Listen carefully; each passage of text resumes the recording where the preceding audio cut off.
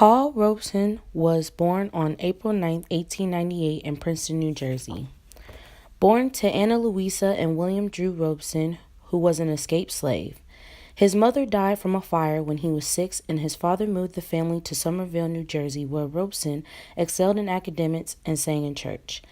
At 17, Robeson earned a scholarship to attend Rutgers University, and he was the third African American to do so, and became one of the Institute's most decorated students. He won 15 letters in 4 varsity sports, was elected Phi Beta Kappa, and became his class valedictorian. Robeson attended Columbia University Law School from 1920 to 1923. He taught Latin and played pro football on the needs to pay tuition. In 1921, he wed fellow Columbia student Eslanda Good. They were married for more than 40 years and had a son in 1927 named Paul Robeson Jr. Robeson worked in a law firm in 1923 but experienced severe racism. Robeson made a splash in the theater world as lead of the controversial 1924 production of All God's Children Got Wings in New York City. The next year, he starred in the London staging of The Emperor Jones, both by playwright Eugene O'Neill. Robeson also entered into film when he starred in Body and Soul, directed by Oscar Micheaux. In the late 1920s, Robeson and his family moved to Europe, where he continued to establish himself as an international star. He was featured in the 1930 film Borderline, and in 1933 would go on to be featured in 6 British films over the next few years.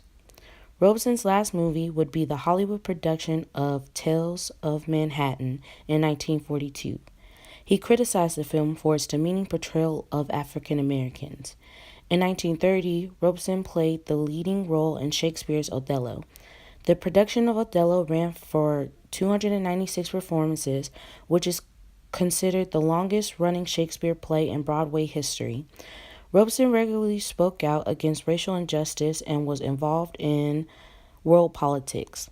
He visited the Soviet Union several times during the mid-1930s, where he developed a fondness for Russian folk culture.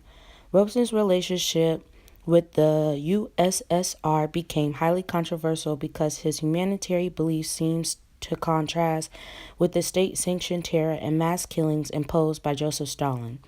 In the 1940s, Robeson was labeled a communist, and in 1950 was barred by the State Department from renewing his passport to travel. In 1958, he published his biography, Here I Stand, which was also the year that he won the right to have his passport reinstated. Robeson returned to the U.S. with his family in 1963. His wife died in 1965, and he died a year later from a stroke on January 23, 1976, in Philadelphia, Pennsylvania, at the age of 77.